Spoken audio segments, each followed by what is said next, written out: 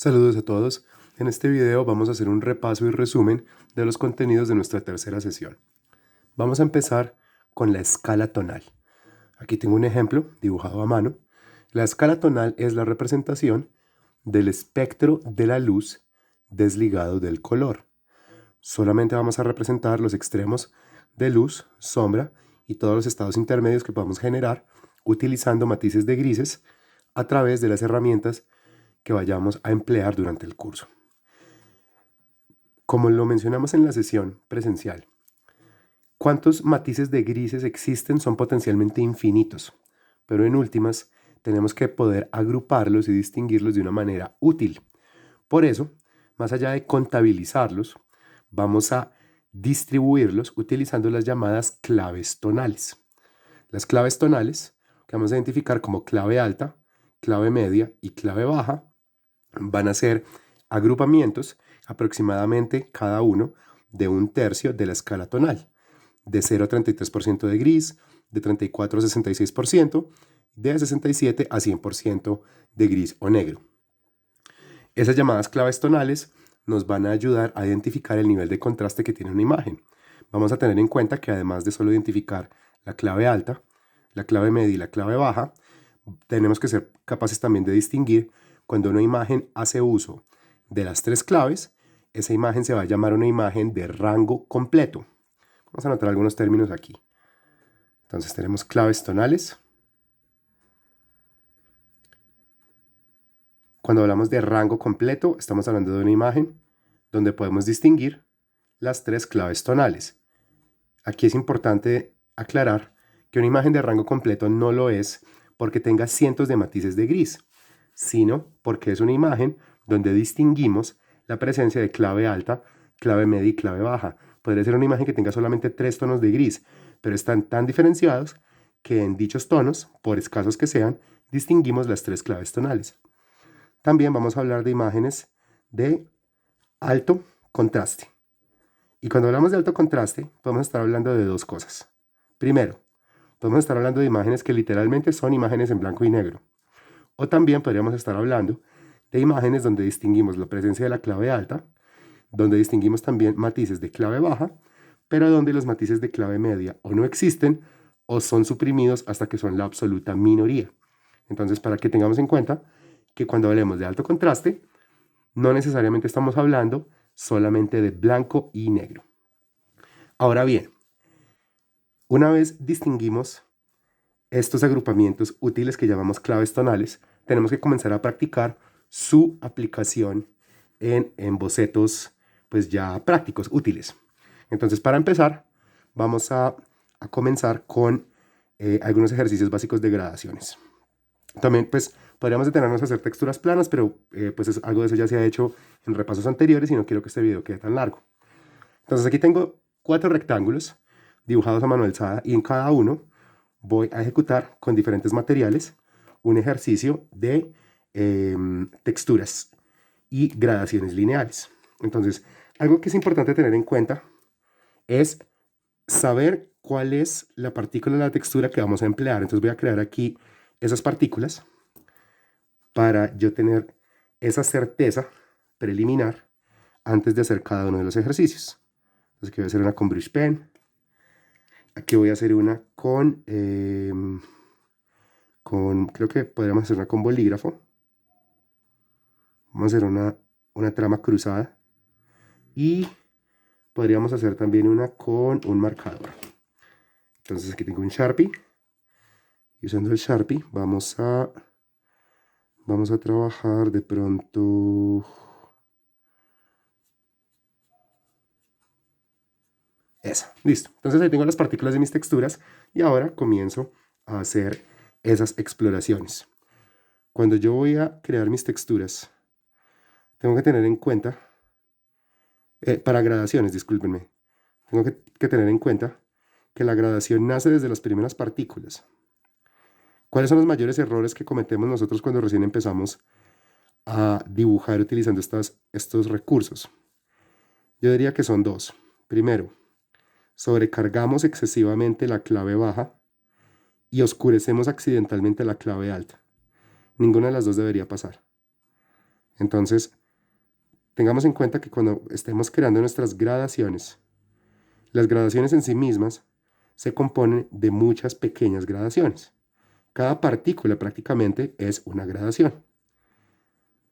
Esto con el propósito de evitar la apariencia más básica del error de estudiante de primer semestre, y es crear parches o crear bloques en lugar de una gradación de matices suaves. Las texturas orgánicas se prestan para maniobrar un poco mejor ese tema que las texturas inorgánicas, pero en últimas, con ambas se puede practicar y con ambas se pueden lograr excelentes resultados. Como se ha mencionado previamente también, es muy posible que ustedes tengan más afinidad con una categoría que con la otra. Yo personalmente tengo más afinidad con las texturas orgánicas, pero eso pues no tiene que tener ninguna implicación para su desarrollo del curso. Sean pacientes al momento de crear esas diferentes veladuras que constituyen sus texturas. No se acerquen demasiado al papel y juzguen qué es lo que está ocurriendo ahí en términos de claves tonales. Por ejemplo, yo estoy aplicando diferentes capas o diferentes veladuras de esta partícula de curvas que se entrecruzan y se superponen, y me puedo dar cuenta que mi clave baja no es tan oscura como podría ser. Entonces voy a volver aquí otra vez y a cargar nuevamente, mientras persigo matices, mientras persigo pequeñas gradaciones, pero quiero que el origen de esos matices y esas gradaciones sea mucho más oscuro. Quiero un entramado hecho de muchísimas curvas, como un tejido muy denso, en el extremo izquierdo de este cuadrado, de este rectángulo, perdón.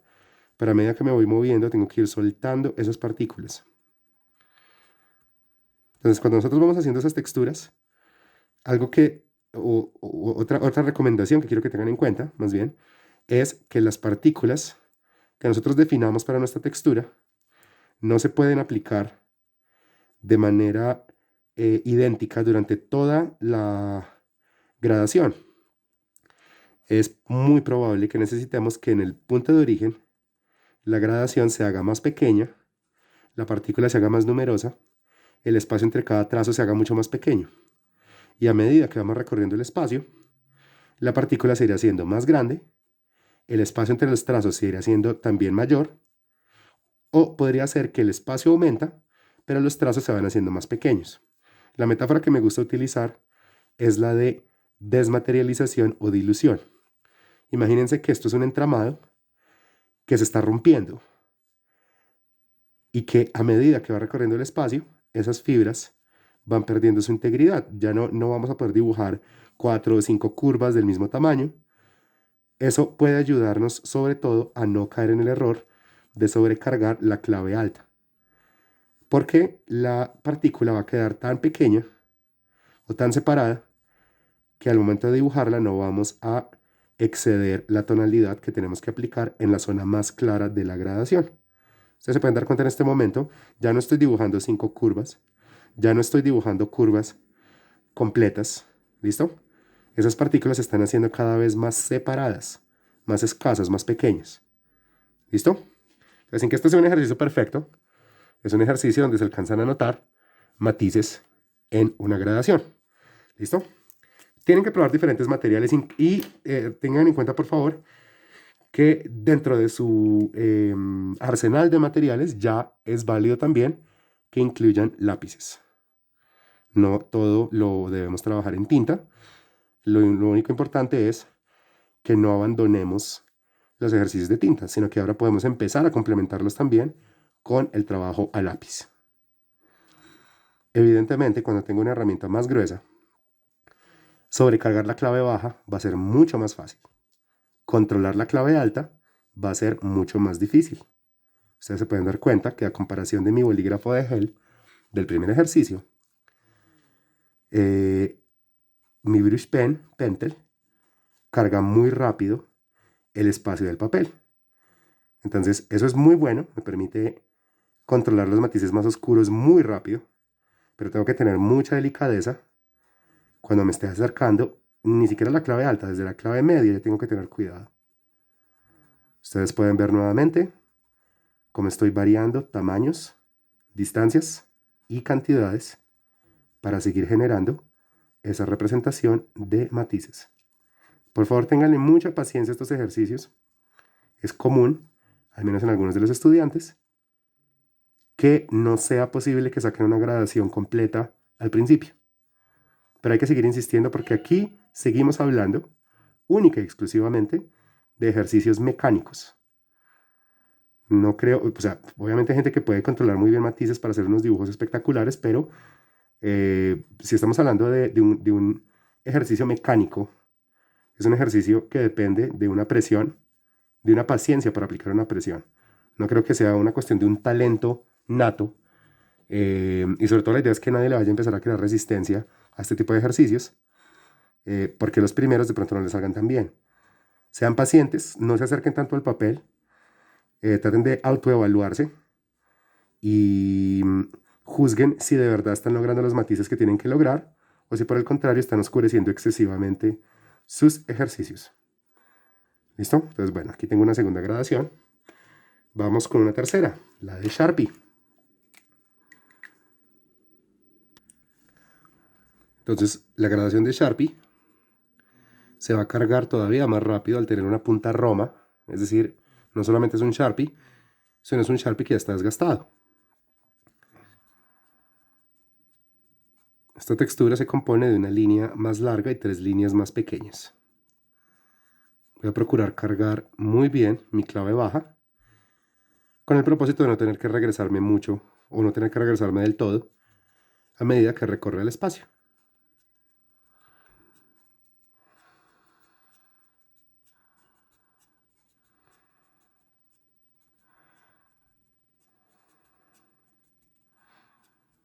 Una de las ventajas que me dan las texturas orgánicas es que yo puedo hacerle giros y variaciones más amplios a las partículas. Las texturas inorgánicas, que son más evocativas de patrones, por ejemplo, de estampados textiles o patrones regulares industriales, no tienen el mismo margen de maniobra, pero lo que sí tienen a su favor es que tienen una apariencia muy regimentada y cuando se controlan bien, su apariencia es bastante impactante. Nuevamente, no quiero que se confundan pensando que mi afinidad por las texturas orgánicas significa que no deban usar las de la otra categoría. No ese es el propósito de ese comentario. Se pueden dar cuenta también que aquí empiezo a ampliar las distancias y que ya estoy rompiendo esa partícula. Ya no estoy dibujando íntegramente una línea larga acompañada de 3 líneas cortas.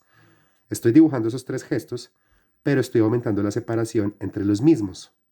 De nuevo, la idea de dilución, de un deterioro, de un degradado, de una desmaterialización parcial y progresiva de la partícula de la textura. Sin eso, voy siempre a ensuciar la clave alta. Eso es un error. Como lo mencionamos en clase, el asunto no solamente es que la gradación me salga bonita o no. El asunto es que nosotros estudiamos escala tonal y la aplicación de claves tonales para buscar adquirir una habilidad que es muy relevante para una bocetación efectiva y es la aplicación específica, deliberada, intencional y precisa de matices de gris donde los necesitemos, no donde caigan. Cuando ya estemos haciendo escenas o asuntos más complejos, puede ser personajes, puede ser el diseño de una portada, el prototipo de una página de home en un menú, la selección de tonalidades va a tener un impacto decisivo en asuntos como composición y jerarquía visual y orden de lectura. Entonces, si no tenemos la habilidad de establecer esos matices como decisiones de diseño, se van a volver una serie de accidentes. En el mejor de los casos, ornamentos accidentales. En el peor, los grises van a entrar a deteriorar, a ensuciar y a desordenar nuestros dibujos. Entonces, tenemos que tener en cuenta que esos ejercicios que son obviamente mecánicos, pueden ser de pronto un poco molestos, nos pueden poner a prueba la paciencia. Son ejercicios que nos están ayudando poco a poco a construir unas habilidades que en términos prácticos, en términos narrativos, son mucho más complejas que solamente la estética de una gradación bien hecha. Una cosa adicional a tener en cuenta, por lo menos con este método particular que yo estoy explorando en este repaso, es que al no estar trabajando texturas desde frote o frotación, es decir, no estoy recostando un lápiz sobre el papel, sino estoy trabajando partícula a partícula, línea a línea, aquí también estoy practicando la calibración de mi pulso. Estoy contribuyendo, así sea en una menor medida, a consolidar mi trazo de construcción. Por eso es que soy muy amigo de las texturas en tinta o de las texturas hechas a partir de partículas.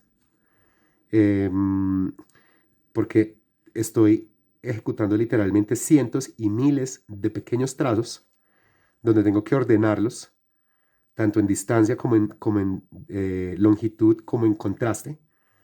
Entonces, poco a poco estoy reforzando esa idea de calibrar el pulso. ¿Listo? Esta se ve un poco parchada aquí, es decir, la transición entre clave baja y el intermedio entre clave baja y clave media. Tenemos que reforzarlo más, pero pues la gracia de las texturas, sobre todo las texturas orgánicas, es que podemos aplicar más de una veladura. Entonces aquí voy a empezar a recargar poco a poco y variando más los ángulos de mis trazos. A medida que voy variando esos ángulos, voy a ir soltando nuevamente las partículas para no crear un parche, sino para reforzar la idea de una gradación matizada.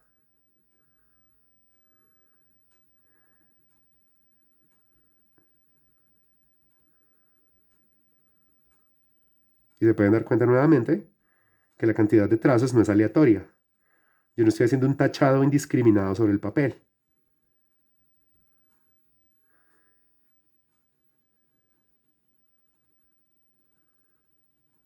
Esto se ve un poco mejor. Entonces, hasta ahí la parte introductoria de escala tonal y textura. Recapitulemos. Cuando hablamos de escala tonal, estamos hablando de la representación de la luz sin color. Los potenciales miles o cientos de tonos de gris que tiene la escala tonal los vamos a agrupar de manera coherente utilizando las llamadas claves tonales, que son tres: clave alta, clave media y clave baja.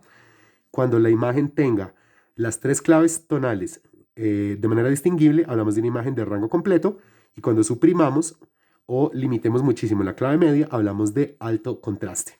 Y una vez tenemos una mínima claridad sobre esto, tenemos que empezar a practicar texturas, donde cada partícula está correctamente definida antes de hacer cada ejercicio, y a partir de ahí, entonces, nuestra textura no se va a aplicar de manera plana, sino se va a aplicar inicialmente como una gradación lineal. Ahora, empecemos a hacer aplicaciones prácticas con estas texturas. Entonces, vamos a dibujar aquí un sólido, ya sea un cubo o un prisma. Ya saben que yo no soy amigo de dibujar con instrumentos, aunque eso puede darle mucha precisión a un dibujo. Absolutamente todo lo que vamos a hacer en el curso, todo debe reforzar la idea de un trazo firme y altamente descriptivo. Así que anímense a seguir potenciando ese trazo de construcción para generar figuras, en este caso inorgánicas.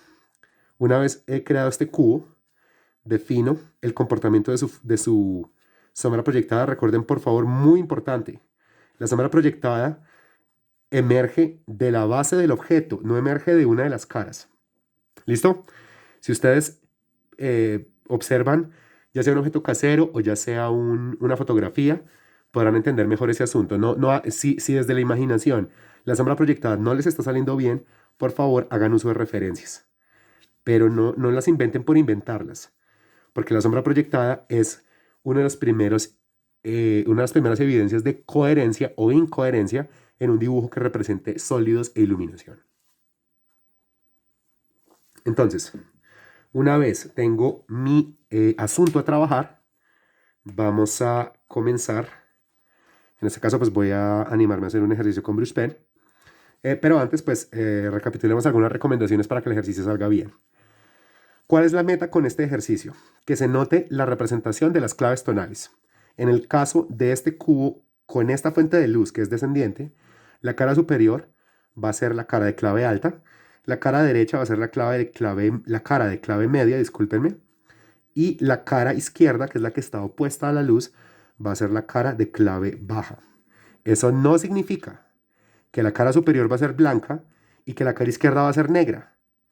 Va a haber una reserva o una luz destacada blanca en este extremo de la tapa superior, porque es la zona que recibe más luz, y en la base del cubo se va a alcanzar a acumular tanta sombra como para generar la llamada sombra de oclusión o sombra de contacto. Entonces solamente vamos a tener un pequeño extremo de blanco, un pequeño extremo de negro y todo lo demás deben ser matices. Esos matices podrían llegar a ser planos, pero es mucho más recomendable que sean gradaciones, así sean gradaciones básicas, o sea, como muy sencillas. Otra recomendación es empiecen desde la clave alta para que se den cuenta rápido si el ejercicio está quedando bien o mal. ¿Listo? Mi clave alta, sobre todo con una herramienta como esta. El brush pen no es una herramienta tosca, como el Sharpie o un resaltador. Pero el brush pen se presta para hacer líneas gruesas. Yo puedo trabajar todos los calibres de línea con esta herramienta. Entonces me quiero dar cuenta pronto si estoy dañando el ejercicio al sobrecargarlo demasiado en aquel punto donde debe haber más luz, o si por el contrario estoy logrando suficiente coherencia. Entonces no tienen que empezar siempre por la clave alta, pero les recomiendo que empiecen por la clave alta. Les recuerdo un error muy común en estos ejercicios. Hacer, ya sea por falta de observación, por falta de experiencia, probablemente es la razón más común, un cubo que tiene una fuente de luz descendiente, donde al menos dos de las caras son idénticas en tonalidad. Eso no debe pasar. De nuevo, los invito a que sean autoevaluativos. Una vez terminen uno de sus ejercicios de cubitos, pongan la bitácora erguida, den un par de pasos hacia atrás y juzguen si podemos distinguir, perdón, una clave alta, una clave media y una clave baja. Si la respuesta es no, el ejercicio hay que volverlo a hacer y punto. ¿Listo? Más allá de notas, el asunto es que vayamos logrando esa mínima precisión en la asignación de nuestras diferentes claves tonales. ¿Listo? Entonces, a medida que yo voy haciendo estos ejercicios, voy a realzar los contornos, pero la idea no es dejar unas líneas de contorno gruesísimas. Solamente quiero realzar un poco los contornos de la figura. Aquí voy a aplicar una clave media, pero voy a buscar también que esa clave media tenga gradaciones. Entonces, con paciencia voy cruzando e intersectando estas partículas. Creo que ustedes se pueden dar cuenta que la partícula es más o menos esto. Ya saben que pueden trabajar la textura que quieran para estos ejercicios. Como tienen que hacer más de uno, pues tienen la posibilidad de trabajar diferentes texturas. No tienen que ser, para los 10 ejercicios que me tienen que presentar en semana 4, no tienen que ser necesariamente 10 texturas diferentes. Pueden ser unas pocas, pueden ser 2, 3, 4 o 5 texturas y las pueden trabajar con materiales diferentes. Lo que sí les voy a pedir es que en cada sólido haya una sola textura. ¿Listo? No que cada cara tenga texturas diferentes. Eso no... Puede llegar a verse bien, pero es muy difícil de controlar al principio. Entonces no quiero ese nivel de experimentación para estos ejercicios que son tan preliminares. Listo, ahí tengo dos caras que son claramente distinguibles. Y ahora empecemos a cargar la clave baja. Nuevamente voy a realzar el contorno sin dejar una línea gruesa. Recuerden, por favor, trazo de construcción. Es un tema denso, es un tema largo, pero es un tema que con práctica van a poder ir dominando poco a poco. No sé si en el semestre van a salir expertos en un dibujo como el que estamos buscando, pero les recuerdo, hay una diferencia entre entender trazo de construcción y no practicarlo, y entender trazo de construcción y por lo menos intentar practicarlo. Entonces ya para semana 4, para semana 5, para semana 6, va a ser muy grave que yo les siga señalando a los asistentes al curso, no está intentando hacer trazo de construcción, está trabajando todavía líneas rígidas, está trabajando todavía líneas lentas, líneas pesadas. Intenten trazo de construcción. Y miren lo que yo les venía diciendo. Al tener que trabajar partículas específicas, esto no es un tachado. Yo no puedo solo mandar la mano sin ton ni son, sino yo tengo que contar la cantidad de trazos, tengo que tener cuidado de no salirme de los contornos, eso también daña los ejercicios, los hace inaptos para aprobación. Pues yo aquí estoy practicando también la idea de un trazo, de un pulso que se tiene que ir calibrando. ¿Listo? Entonces aquí voy a realzar un poco más el contraste, pero a medida que vaya subiendo voy a dejar que esas partículas se vayan haciendo cada vez más pequeñas hasta desaparecer. Realizamos esta línea de contorno aquí. Listo. Ustedes se pueden dar cuenta que en este momento mi cubito tiene una clave alta, una clave media y una clave baja claramente discernibles. Ahora, cuando hago la sombra proyectada, parto desde casi negro. No voy a hacer parche negro en ninguna parte. Recuerden, la sombra de oclusión es la base. Para los que estén confundidos con el esquema básico de iluminación que enviaré a sus correos, sombra de oclusión, también llamada sombra de contacto, es la única zona en el esquema de iluminación donde la luz se suprime o se oculta por completo. Allí y solo allí, para efectos prácticos, tendremos zonas de tinta negra sólida. Todo lo demás debe estar constituido, cuando hablemos de volumen e iluminación, de diferentes matices de grises. Si sean matices muy oscuros de clave baja, no importa. Pero nos vamos a acostumbrar a que la sombra proyectada de un objeto no va a ser, en estos esquemas, que son esquemas de rango completo, la sombra proyectada del objeto no va a ser un parche de tinta. Sí va a ser posible y va a ser necesario hacer ejercicios de alto contraste, pero estos ejercicios por ahora no lo van a hacer. Es decir, sí va a haber ejercicios donde los esquemas de iluminación se van a reducir a bloques de luz blanca, bloques de sombra negra y pared de contar. Eso para bocetación ya de prototipos específicos, por ejemplo, de storyboards, de pruebas de composición, pruebas de concept art, es extremadamente útil. Pero pues en este momento nos estamos adentrando cada vez más en la idea de matices, gradaciones, claves. Entonces, por favor, mucho cuidado, así como hacer un cubo que tenga eh, todos los matices mezclados donde no distingamos una cara de clave alta, de clave media y de clave baja es un error. Hacer un ejercicio de rango completo donde la sombra proyectada es simplemente un parche negro, eso también es un error. De nuevo, por favor, quiero que tengan paciencia y que tengan madurez para juzgar sus ejercicios. Ustedes saben, pues yo siempre les voy a ayudar lo más que pueda, ya sea presencial, ya sea por correo, pero quiero que ustedes mismos sean su primer filtro, que ustedes mismos tengan el aplomo de juzgar. Este ejercicio no me quedó bien, quedó parchado, quedó como lleno de parches, no tiene gradaciones y sobre todo no tiene claves tonales distinguibles una de otra. Entonces lo vuelvo a hacer. Eso pues es un acto ¿cómo se dice? Como de, sí, de madurez frente a los ejercicios. Y de nuevo, tiene un impacto que va más allá de tareas, va más allá de notas, porque lo que les permite, el que ustedes se autoevalúen y se animen a repetir ejercicios, eso pues va a contribuir a una mayor precisión, a un cultivo mucho más refinado, digámoslo así, de sus habilidades fundamentales. Y eso tiene un impacto muy, muy bacano en la práctica que sigan haciendo durante el curso. ¿Listo? Vamos 28 minutos, entonces creo que podemos hacer un par de ejercicios más. Movámonos aquí en esta hojita y cambiemos de herramienta. Entonces, pero permítanme un momento que aquí hay una lamparita que está estorbando un poco. Listo, entonces vamos a hacer un cubito con el bolígrafo de gel. Pero ustedes se pueden dar cuenta que yo voy a estar utilizando mi bolígrafo común y corriente, como en efecto como si fuera un lápiz. Entonces, hagamos un prisma en lugar de un cubo.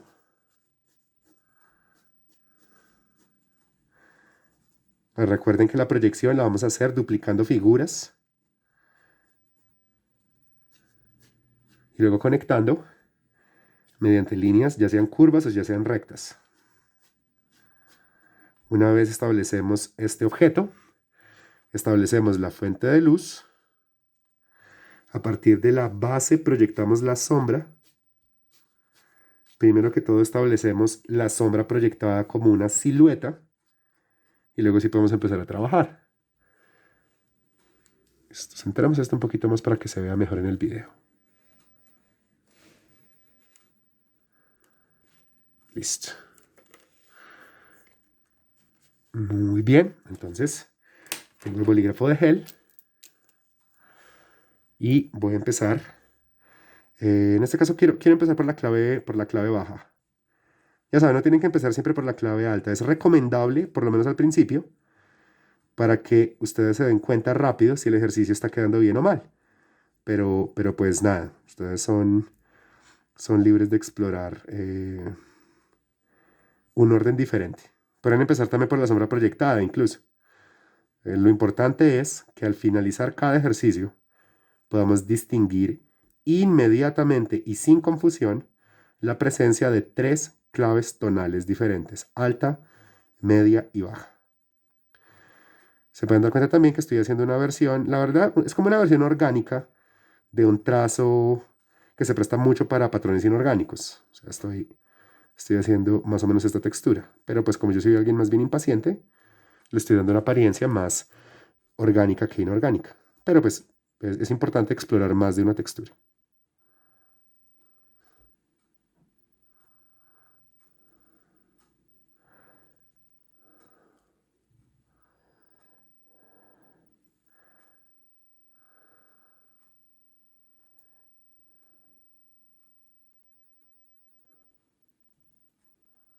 Se pueden dar cuenta que a medida que voy recorriendo el espacio, estoy soltando poco a poco esa partícula.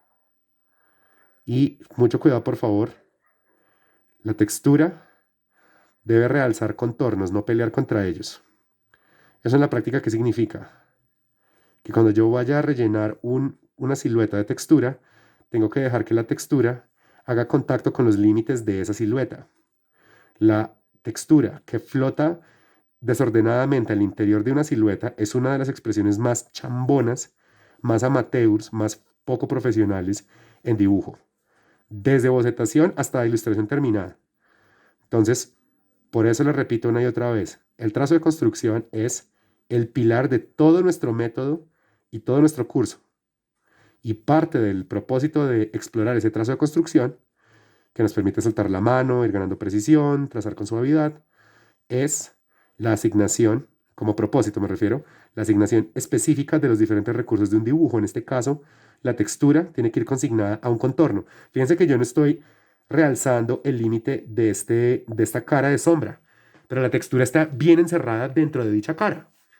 Ese tipo de asuntos parecen menores, no lo son absolutamente capitales en cuanto a la calidad de un boceto.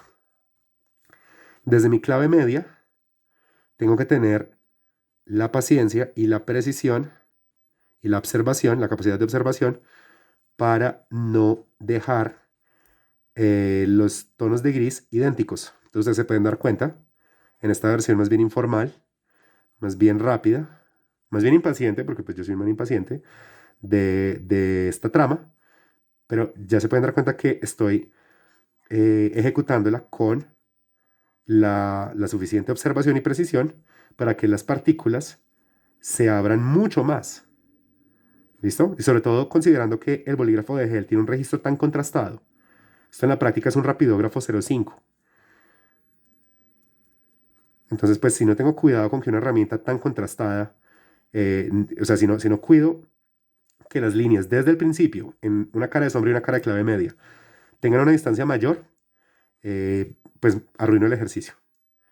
Esa es la desventaja potencial que tienen herramientas como rapidógrafo y bolígrafo de gel, pero la ventaja que tenemos es que podemos trabajar un poquitico más rápido y más allá de eso, el registro de más contraste se presta para hacer unos dibujos más contundentes. Uno puede pasar horas y días haciendo un ejercicio con rapidógrafo y bolígrafo de gel. O sea, la idea no es, bolígrafo de gel y rapidógrafo son para trabajar rápido y ya. No, eso es una ventaja como accesoria. Lo importante es que uno puede trabajar con unos contrastes que son muy específicos. Uno no tiene que estar como pisando y pisando y pisando como si pasa con un portaminas o con un bolígrafo. ¿Listo? Y de nuevo, cuando llegamos aquí, con esta herramienta que tiene ese nivel de contraste, tengo que tener el cuidado de abrir todavía más la partícula. Y no solamente abrirla en cuanto a distancia, sino deteriorarla rápido. Fíjense que aquí, muy, muy rápido, ya estoy diluyendo mi partícula de textura. Porque de nuevo, ¿cuál es el error más común? Oscurecer excesiva y accidentalmente la clave alta. Como lo vimos en la clase presencial, varios chicos estaban haciendo unos trabajos de una apariencia interesante en cuanto a elección de texturas, pero donde la clave alta siempre quedaba como sucia. Entonces, por favor, tengan en cuenta que eso no debe ocurrir. En un ejercicio que ya no sea abstracto, por ejemplo, una escena o un diseño de personajes, suprimir accidentalmente la clave alta, no poder controlar la clave alta, es un error gravísimo. Y va a condenar a los ejercicios a que tengan una apariencia amateur y desordenada. Pero, o sea, hasta ahora están empezando. Digo esto no como una amenaza ni para molestarlos, sino para invitarlos todo el tiempo. Evalúense. Algo tan sencillo como juzgar 3 tonos diferentes de gris lo pueden hacer con un poquito de observación. No se esperen a hacer una entrega para que se les diga que un cubo está desordenado. Júzguense ustedes mismos y tengan el ánimo, la paciencia y la madurez de repetir tantas veces como lo necesiten el ejercicio, pero no repetir como a ciegas, no repetir como de mala fe y de afán. Si un ejercicio no les queda bien porque hay desorden de tonalidades, repítanlo con un propósito específico de tener ese orden tonal. Nuevamente, tenemos aquí clave alta, clave media, clave baja y una sombra proyectada donde no tenemos necesariamente que hacer una gradación de negro a blanco. Ustedes se pueden dar cuenta que en este caso estoy dejando que la sombra proyectada vaya desde negro hasta un 50, casi 60% de gris. Eso no es malo, ¿listo? Lo importante es que mi sombra proyectada se está ensanchando, está cambiando de tonalidad y no es un parche negro. Entonces, sin distinción de si este ejercicio no es lo más grande de la vida, y pues no lo es, obviamente, el ejercicio sigue teniendo la precisión y la claridad en cuanto a propósito de representación de la escala tonal para considerarse como un ejercicio exitoso. ¿Listo? Entonces, quiero terminar este video de repaso con un repaso del asunto de construcción desde líneas de las sombras proyectadas de un objeto. Entonces vamos a ampliar un poco la vista para aprovechar mejor el papel. Listo. Entonces, ¿qué es lo que voy a hacer aquí? Voy a generar diferentes objetos y voy a generar sus sombras proyectadas. Recuerden que la sombra proyectada puede hacerse a la vista, o sea, como un cálculo óptico y ya, o puede surgir desde una estructura más ordenada. Ambas formas son válidas, ambas formas vale la pena cultivar, que se cultiven, pero pues al principio va a ser mucho más fácil que ustedes utilicen una estructura más ordenada para generar dichas representaciones. ¿Qué es lo importante en este ejercicio? Que no inventen por inventar. O sea, uno puede hacer el cálculo a la vista, pero tiene que haber una lógica detrás. Por ejemplo, voy a hacer a la vista esta primera figura. Antes de sacar la sombra proyectada, voy a darle sus respectivas líneas envolventes.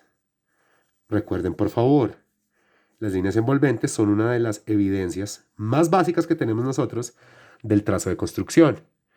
Eso no es un tema visto, eso no es un tema como que yo lo hice y ya no lo tengo que volver a hacer. No, eso es un tema permanente para todo el curso. Ahora, establezco dónde está la fuente de luz y tengo en cuenta algunas consideraciones. Primero, que la sombra proyectada siempre emerge desde la base del objeto. Entonces, fíjense que ahí utilizando un nuevo óvalo ya tracé una base. Y a partir de ahí es que empiezo a generar esta representación de una sombra. Se pueden dar cuenta que la construí en 2 tiempos. Una bolita grande y una más pequeña. ¿Listo? Puede haber formas más exactas de hacer la sombra, pero aquí hay suficiente coherencia para que se lea como que esta sombra corresponde a este objeto que la está generando. Ahora aquí voy a utilizar un diagrama. Recuerden, sobre todo algunas personas que han dibujado este diagrama de sombra como de manera muy aleatoria. Lo que yo tengo que hacer es un rectángulo que encierre a la figura. Y a partir de ese rectángulo emerge un trapecio. Y una vez tengo eso, yo podría establecer sectores. En este caso no lo voy a hacer. Simplemente voy a comparar los límites, las puntas. Entonces, por ejemplo, fíjense que aquí no está la mitad. Entonces aquí tampoco va a estar a la mitad. Y voy a descomponer también la sombra proyectada en siluetas. Es decir, yo no le voy a dar líneas envolventes a la sombra proyectada. Pero lo que sí voy a buscar es entender la sombra de cada una de las partes de este sencillo ensamblaje. Entonces, por ejemplo, aquí, la sombra de ese cubito que está en la parte superior y luego la sombra del cono. Y por favor recuerden nuevamente, ¿desde dónde surge la sombra proyectada? ¿Desde el rectángulo? No, desde la base del objeto. Fíjense, ahí tengo una sombra proyectada coherente, estructurada de manera un poco más compleja que un simple cálculo a la vista. Independientemente de cuál método usen, lo importante es lograr esa lectura coherente de los objetos. Entonces aquí vamos a empezar al revés. Vamos a establecer primero la estructura y luego si sacamos el objeto. Voy a exagerar más, recuerden que esto también es algo muy recomendable, exagerar más la extensión y el ensanchamiento de la sombra proyectada. Ahora voy a dividir por sectores. Como lo he mencionado en más de una ocasión, soy amigo de 6 sectores. No tienen que ser 6, podrían ser muchos más, pero soy amigo de que sean 6 para mantener la sencillez de estos ejercicios. Recuerden que esto lo pueden hacer con instrumentos, pero ¿cuál es la invitación permanente? Y no es por la belleza del boceto, no es por la estética del boceto, sino para que todo sea el cultivo de trazo de construcción, recomiendo que traten de hacer lo más que puedan a mano alzada. Yo entiendo que hay gente que cuando trata de dibujar al principio un rectángulo o un cuadrado a mano alzada le sale feísimo. Pero de nuevo, hay una diferencia entre hacer un rectángulo chueco, con esa línea rígida de la que venimos hablando, y hacer el esfuerzo de buena fe de la construcción gradual del encadenamiento de trazos que llamamos trazo de construcción. Es el tema permanente de todo el curso durante todo el semestre. No importa si estamos viendo diseño de personajes, portadas, layouts, carátulas, fundamentos de narrativa visual o si estamos en ejercicios abstractos básicos, el trazo de construcción es la herramienta que nos guía hacia adelante en este curso de bocetación. Entonces, por favor, muy, muy atentos a cultivarlo lo más que puedan. Entonces aquí, con mi bolígrafo de gel, utilizando el trazo de construcción, voy a generar una figura.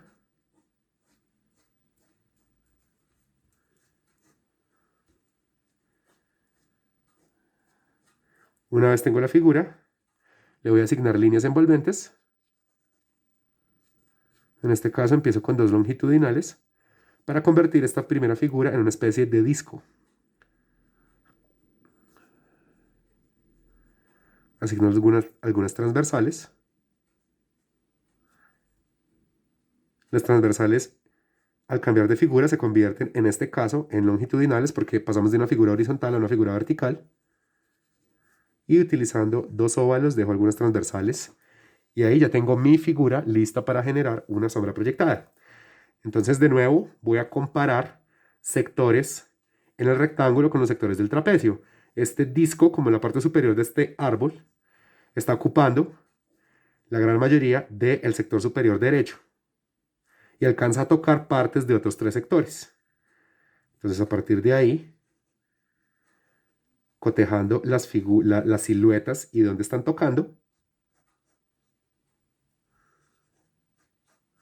genero la silueta solo de la parte superior. Recuerden, no es malo, no es que esté prohibido, que una sombra proyectada surja como varias siluetas.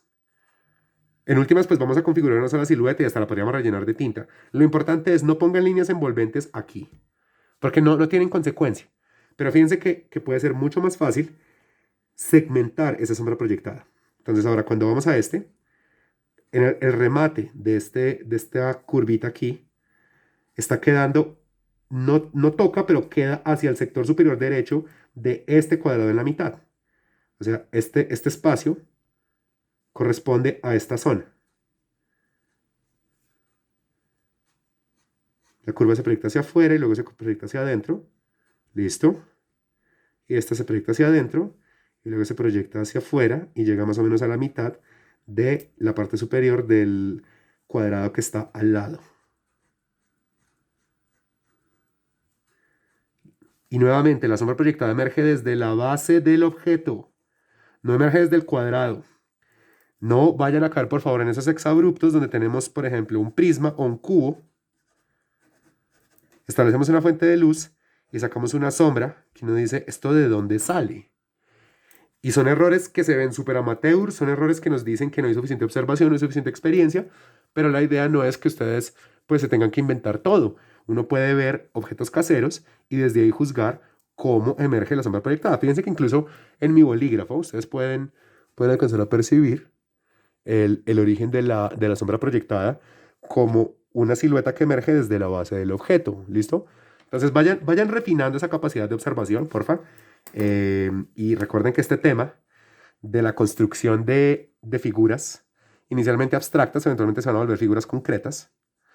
Estas figuras y su representación en tanto que volumen mediante buenas siluetas y buenas líneas envolventes. Y después, la representación primero como formas, no como rellenos de tinta, como formas de su sombra, le da una verosimilitud a los volúmenes que facilita muchísimo ejercicios, tales como ejercicios de perspectiva, ejercicios de escenarios y ejercicios ya de narrativa visual.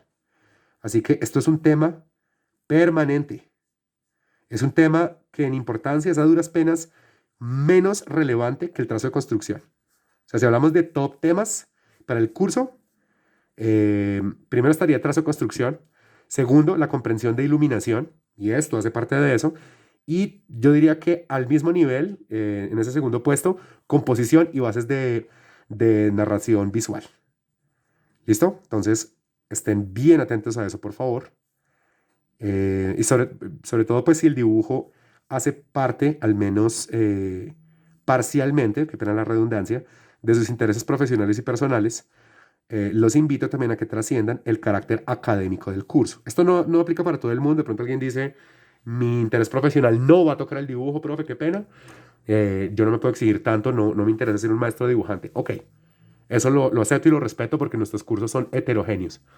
Pero si el dibujo hace parte de su trabajo, ya sea por ilustración, ya sea por la necesidad de generar prototipos como storyboards o layouts de portadas o cosas así, los invito a que traten todos los días de practicar con un espíritu que sea como post académico, no de notas, no de si al profesor le gusta o no, sino de verdadero aprendizaje, verdadera observación y verdadera ganancia de esas habilidades fundamentales para el dibujo, para permitir que el dibujo se vuelva una herramienta de diagnóstico.